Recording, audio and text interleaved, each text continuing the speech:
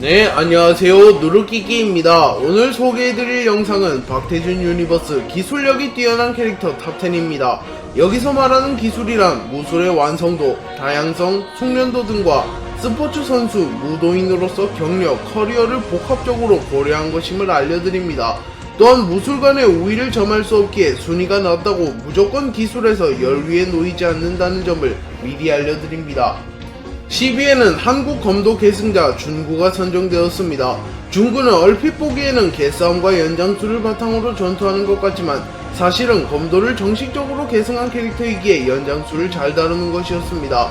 이태성은 1회회 3개월사를 폐기시킨 준구를 마중 나온 길에 준구에게 당신 한국 검도 머시기 계승자였다며 라고 말하며 준구가 검도를 수련한 인물임을 알려주었습니다. 또한 준구는 무영석과의 대결에서 발도를 사용했다고 언급했고, 발도는 일본 검도의 기술이기에 준구가 한국, 일본 양국의 검도를 모두 수련했다는 것을 알 수 있습니다.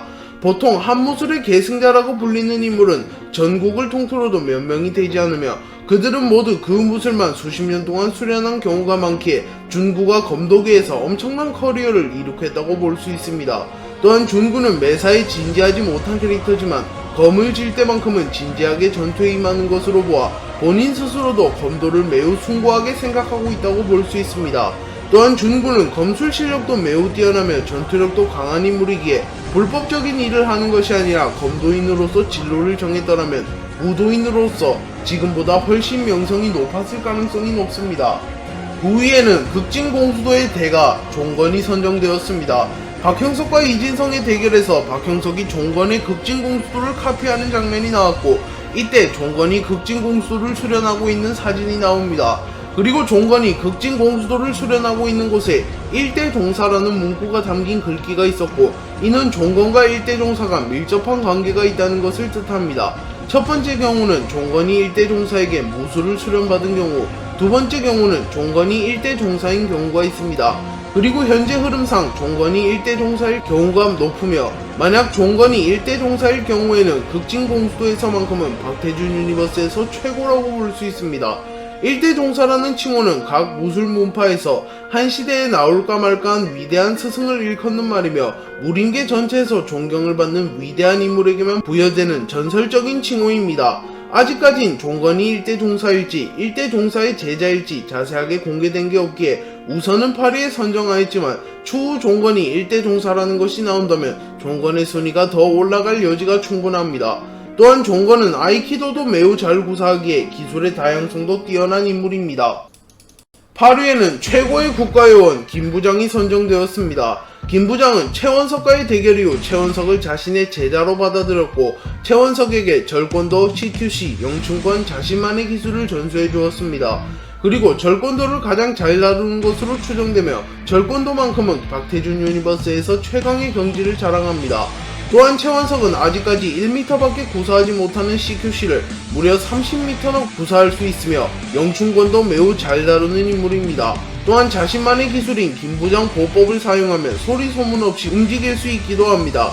그리고 김부장은 북한 최고 사령관 암살 미술을 2회나 한 전적이 있기에 군용기술, 군용무술도 매우 잘 다루는 캐릭터라고 볼 수 있습니다. 또한 김부장은 정보사 특작부대에 소속되어 있었기에 무술이 아닌 첩보술, 도청술, 정보술 등도 매우 잘 다룰 것으로 추측되어 전투 외적인 요소에서도 뛰어난 기술력을 보여줄 것으로 보입니다. 7위에는 전 러시아 대통령 경호원 소피아가 선정되었습니다. 소피아는 과거 러시아 대통령의 경호원이었던 것으로 알려져 있으며 맥락상 러시아 대통령을 가장 가까운 곳에서 보필했던 것으로 보입니다.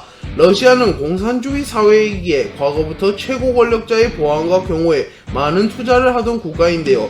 그렇기에 러시아에서는 매년 수천억의 비용을 대통령 경호에 쏟아부으며 러시아 최고의 인간병기들을 선별하여 경호대를 이룬다고 합니다.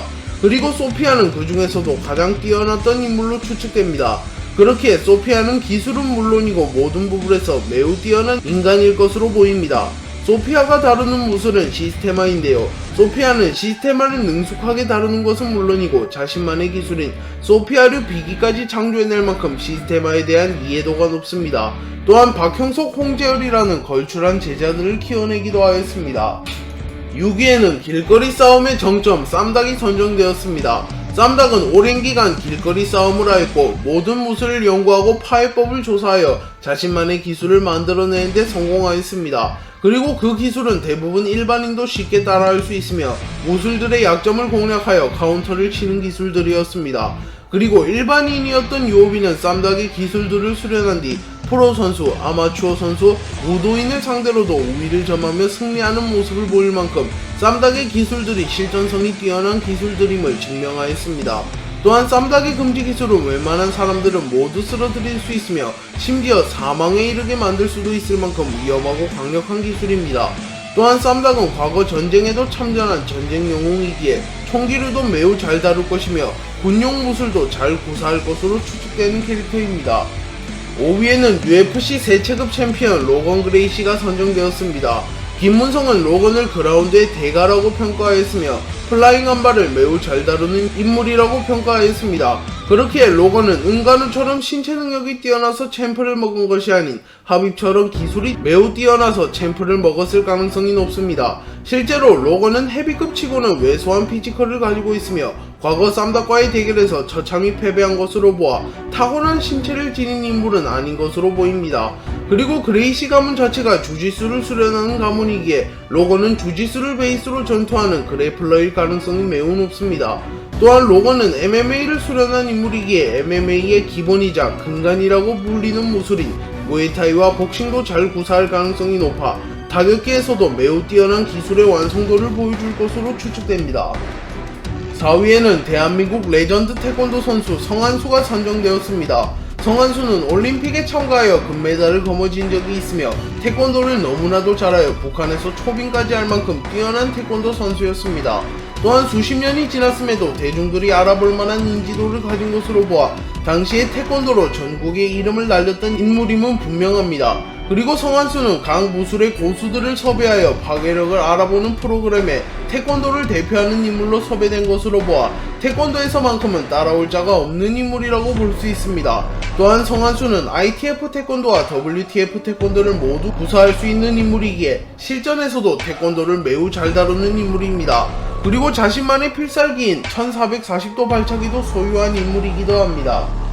3위에는 태국 무에타이 전설 뿌렉닭이 선정되었습니다. 뿌렉닭은 태국 무에타이계에서 패왕, 전설이라고 불리우며 128경기에서 전승을 거둔 전설적인 챔피언입니다. 또한 타이틀 방어에도 최소 65번의 승리를 거둔 전적이 있기에 당대 강하다고 불린 무에타이 선수들을 모조리 꺾은 것으로 보입니다.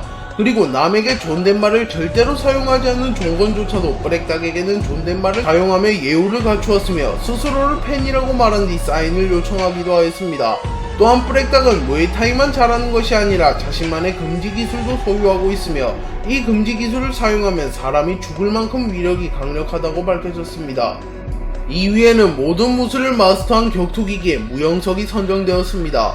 무영석은 작중에서 모든 무술을 사용하였으며 각 무술을 적재적소에 사용하는 모습을 보였습니다. 그리고 서성은 권지태의 언급으로 무영석은 무술을 카피한 것이 아닌 완벽하게 마스터하여 사용하는 것이 밝혀졌는데요.